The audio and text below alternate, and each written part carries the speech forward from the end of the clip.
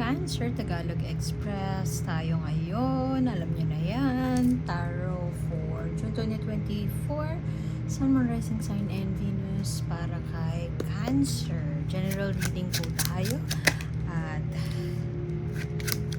take what resonates at iwan nyo yung hindi kayo naka-resonate. Okay lang yun. Pwedeng yung next month yun ang makaka-relate tayo. So, subscribe lang para mabutan po natin ang bagong upload.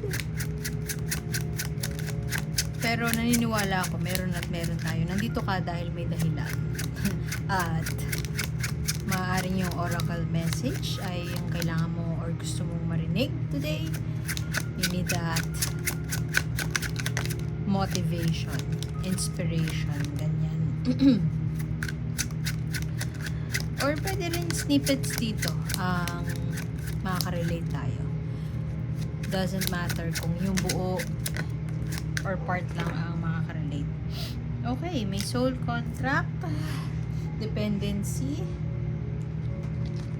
pwede ding manipulation, addiction, obsession.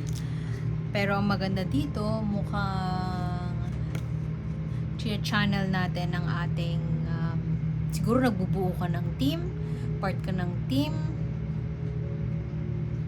nag-grow ang iyong business, nag-grow ang iyong career, at happy ka to get everybody on board. Pwede din nag-pitch ka, getting out of a heartbreaking situation, pwedeng rejection in the past, pwedeng nag-pitch ka ng, funding, pero hindi na-approve, at medyo nagro-ruminate or nag-overthink tayo doon sa failure na yon. Pwede din may ka-deal ka ng Capricorn.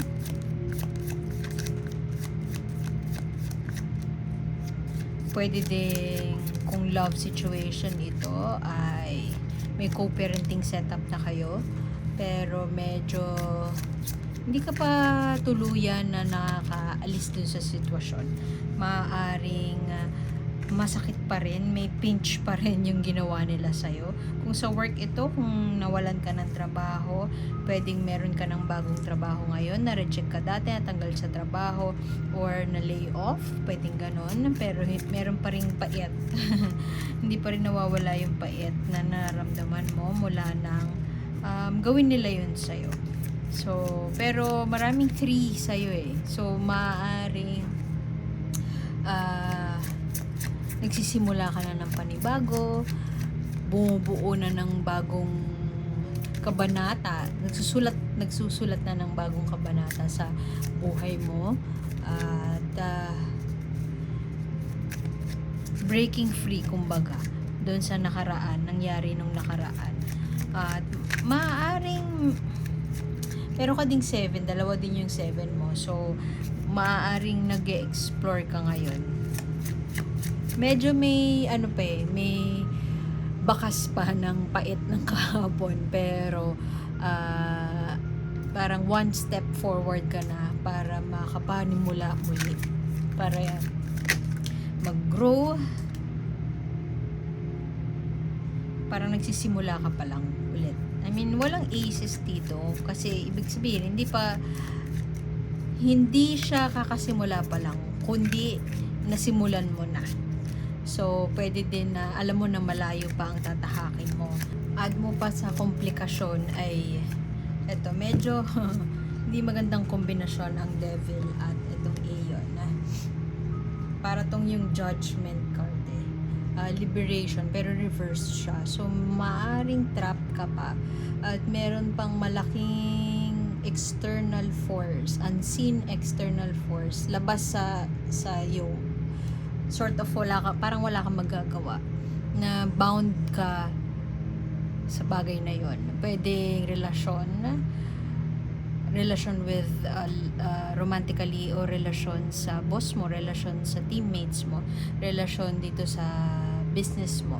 Pwede din na gusto mo nang magpahinga, travel na lang, ganyan, pero hands-on ka sa business mo at kailangan din naman hands-on para sa tingin mo, kaya hindi mo siya maiwan. pwede din na yung iba sa inyo pwedeng nung nakaraan ay kakahiwalay mo lang, tapos co-parenting setup kayo, pero ayaw mong makita yung ayaw mong makita yung ex mo, pero kailangan nyo mag co-parent. So medyo nawawalan ka ng pasensya, medyo may inis siguro, at yun na nga, hindi maganda yung relasyon, hindi na maganda yung pagsasama. So bakit nakabaliktad yan? Hindi na maganda yung pagsasama, at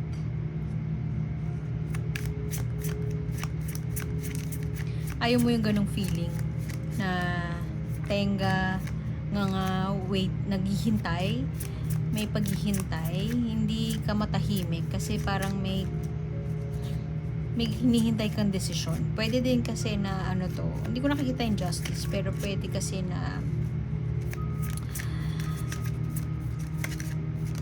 hindi ka pinapansin nung ex pag gusto mo na kumbaga maghahamon ka, laban na tayo sa korte, ayaw kang pansinin.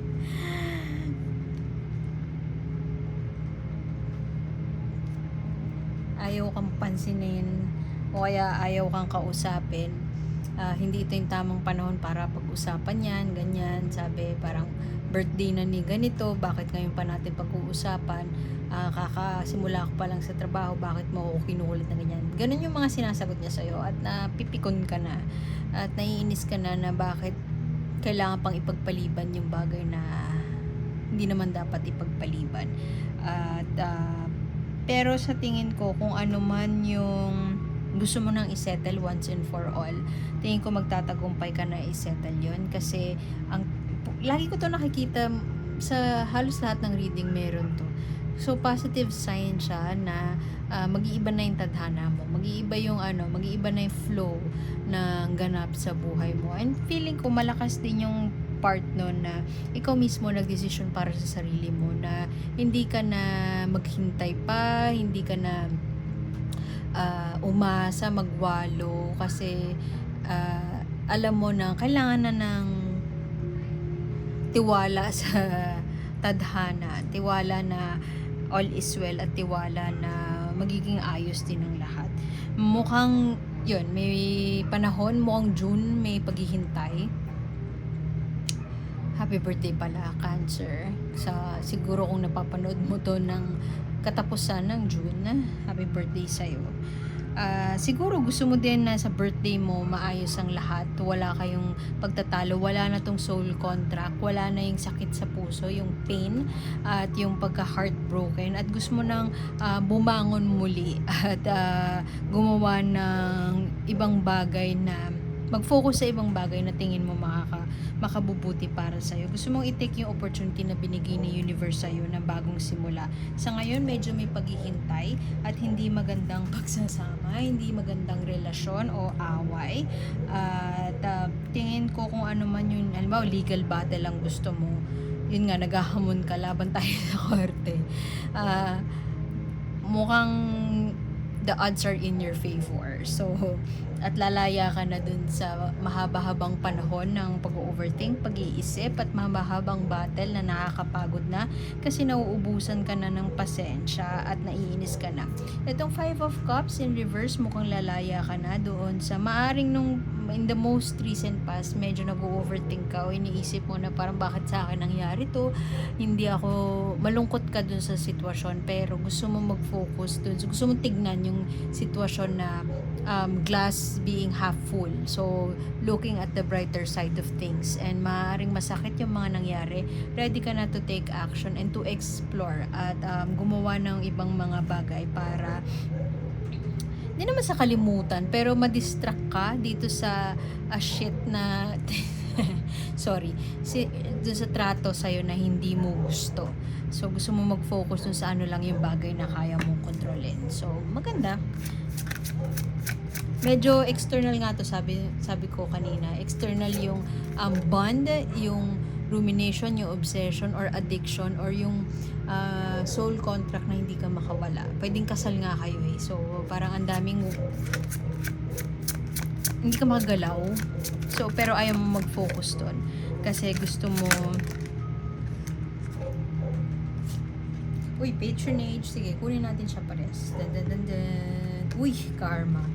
So, kung alam mo ipapanalo mo to, huwag kang magyabang. Pero kung ikaw naman yung nasa receiving end, ikaw yung quote, maging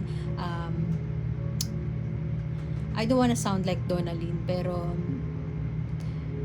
magpasalamat tayo kung ikaw yung nasa receiving end. Kung ikaw yung nasa giving end, don't gloat, wag tayo magyabang na ay kasi nasa akin lahat, kaya kitang talunin. Wag ganon, kasi this is all about karma. Everything na ilabas natin, sabihin or gawin, babalik sa atin yun. Maganda man o hindi, babalik siya sa atin. So, medyo dark nga itong card na ito eh. Itong deck na ito. So, usually portrayed tong rabbit as yung elephant in the room. Isang bagay na mabigat, isang bagay na iniiwasan natin kasi nga mabigat siya na problema. Sa paanong paraan mo siya haharapin. Maaaring dinideny mo, tinatakasan mo.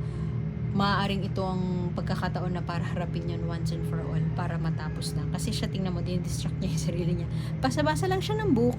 So, kung dumating sa point na ikaw yung magtagumpay dito, pasalamat lang tayo sa Panginoon. Kung naniniwala tayo sa Panginoon, magpasalamat tayo sa tadhana na naging pabor sa atin ang mga ganap. So, iwanan ko na rin doon. Salamat sa pagbisita, Cancer, and I hope makita ko kayo ulit sa susunod na buwan. Ako si A at see you soon.